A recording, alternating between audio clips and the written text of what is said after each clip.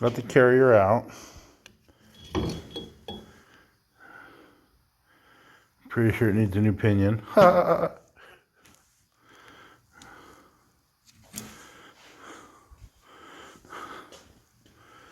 Oddly enough, the gears don't look that tore up. That's just kind of weird. I'm still pretty sure I'm going to use this housing. It looks straight. Replace the seals in here, here, all the bearings.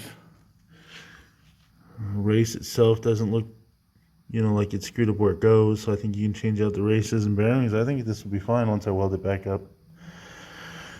So I'm gonna get a rosebud out, preheat that up to about 350 and weld it with some nickel 55. I'm hoping I have some wire. If not, I know I have rod. Clean that up, make it look good again, and give it over to somebody who can rebuild it the whole the rest of the way for me.